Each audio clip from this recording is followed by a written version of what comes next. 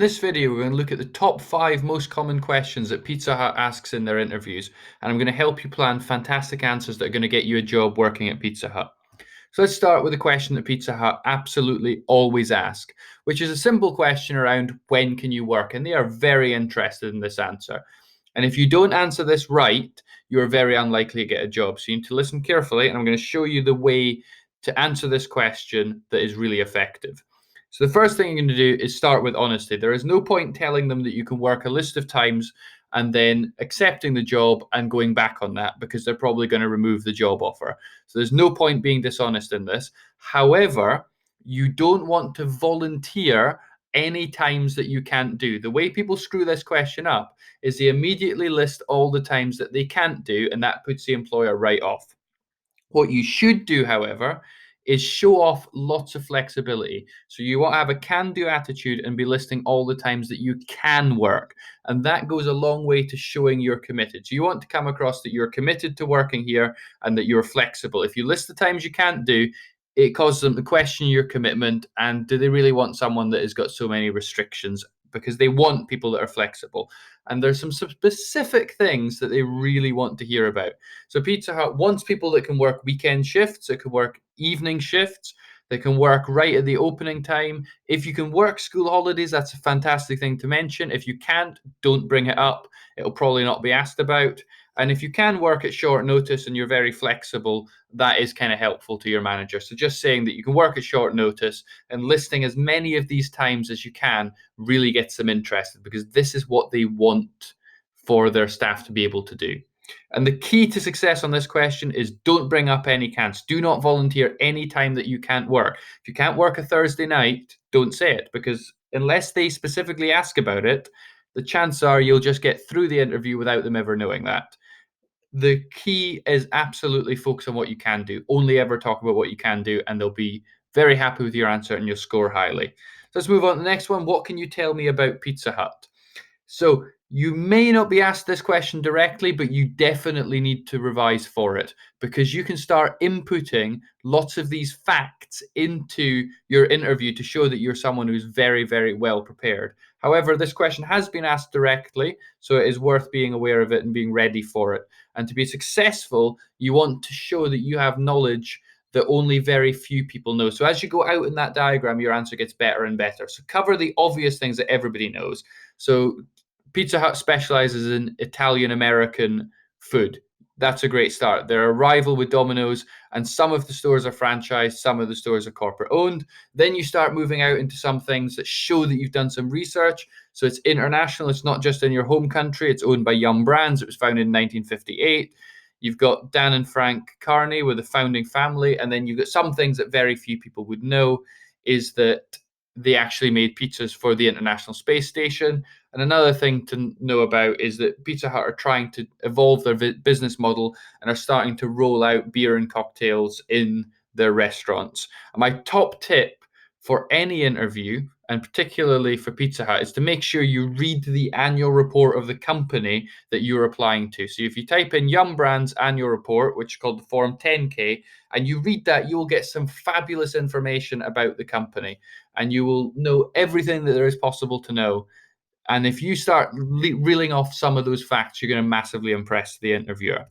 Let's move on to question 3. How would you deal with an angry or upset customer? And they don't want to employ people that are unable to do this. So in order to be successful, the first thing you're going to use is the word de-escalation.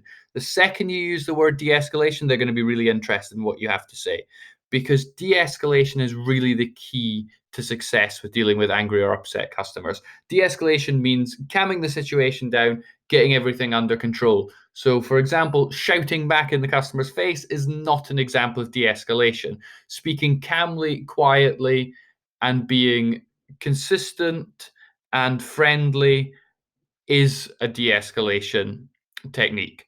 You're going to know the company's policies. So just because someone's angry and upset doesn't mean that different rules apply to them. So you're going to know exactly what the company's rules are around, for example, refunds, and you're going to stick to those policies, but you're going to always act with empathy.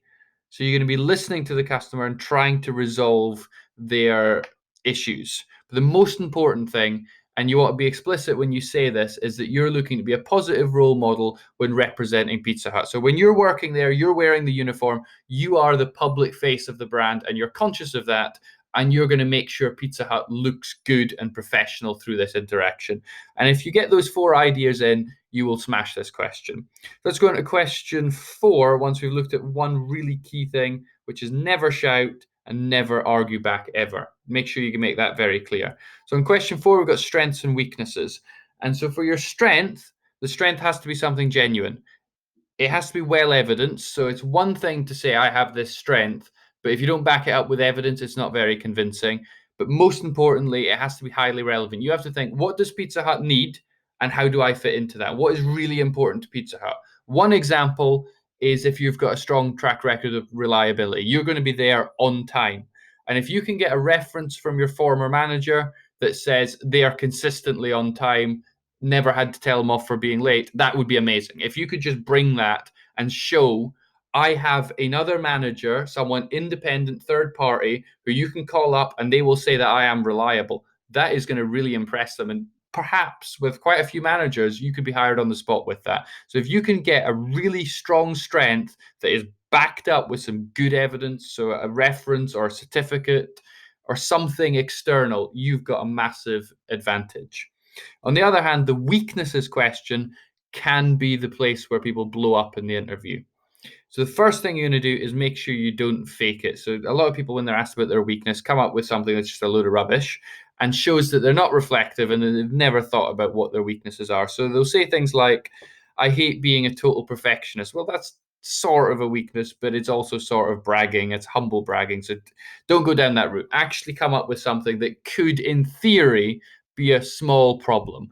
Then you're going to talk about that you're doing something about it. So it's one thing to have a weakness, but it's another thing to have a weakness and be working on it so that in a few years' time it's going to be gone. But the most important thing is absolutely make sure that the weakness that you pick is not something that Pizza Hut cares about. So if you were to say something like, I get lots of complaints about my rudeness and bad attitude, and you're using that as your weakness, they're going to just not hire you. So when you're coming up with your weakness, think of something trivial, something unimportant, that is a little bit of a weakness, but really isn't going to have all that much effect on Pizza Hut's business. And the way you structure your answer is to say, one of the weaknesses I'm aware of is, and it takes a lot of thinking to come up with one. Then you say, I've been working on this by, so what have you done about it? And then at Pizza Hut, I'll do this. So I'll work with my manager, I'll shadow someone else, I'll speak to some people about who have this is their strength. So I'm weak at this, but I know these people who are very strong at this, and I'm going to get their advice. And so if you get those 3 ideas in, you'll be super successful in this question. So let's look at the last question before we go on to some questions to ask them as a bonus. So where do you see yourself in 5 years? And this question can be done very badly. So we've got a bad answer and we've got a good answer. So a good answer is credible. So the person is going to be listening to it and is going to believe you. You know, you're not going to be chief executive in 5 years. You've thought it through. So you've actually thought, you know, here's where I am now. Here's where I'm going. And you're going to have thought about what development is Pizza Hut going to give you. So if you're working in any role there, you're going to be able to shadow managers. You're going to be able to see other people doing the job. You're going to work with the assistant managers, and there's going to be training available. And if you look on the website, you can find out about what training is provided. Some good things to talk about is taking on some extra responsibility. One level up. So whatever level you're applying, think about what is one level up, which is completely plausible in 5 years' time. Moving one level every 5 years is not unrealistic. If you're not interested in moving up, that's absolutely fine. But you want to talk about being amazing at your current role. So in 5 years' time, I still want to be here, but I'm going to be absolutely amazing at it. I'm going to be really strong in whatever area it is, and I want to mentor new staff in that role and do other things, but within the same role. The bad answers are things that are totally unrealistic, that just makes you look not very credible. If you go to this question and you just don't really know what you're talking about, and you're just like, well, I haven't really thought about it, that's very negative. And if you say anything that's just not of interest to Pizza Hut, that's a disaster. If you say leaving or anything that is to do with not working here, then what's the point employing you if you're just going to leave? Because that means they have to do a whole nother round of interviews, and it's just a pain. It's a lot cheaper for businesses just to keep people and have stability. So they would like people that are staying there. So if you talk about leaving, you might as well not bother coming to the interview. And so let's finish on a bonus. So some great questions to ask. So I'll let you read through these. Make sure you have memorized some questions and come up with your own. If you don't have any questions at the end, it's a very negative sign. A trick question that you can kind of ask is, what does a highly effective Pizza Hut employee look like? That's a great opportunity to just sit back, let the manager list all of the things that they are looking for in a new hire, and then politely remind them that about how you're meeting what they're looking for. So if they say an ideal person has this trait, you can say, oh yeah, I've done this and I've done that. And most importantly, make sure that one question relates to something that has come up on the day. So when you're going through the interview, listen carefully to what they're saying and just make a mental note of, I wonder about that thing, and ask about it. And you can start it by saying, I see earlier on you were talking about this. I was wondering, and then ask and make it explicit that you're referencing something previous, because it shows you're listening and it shows you're really engaging. So hopefully this video has been very helpful to you. Best of luck in your Pizza Hut interview, and thank you very much for watching.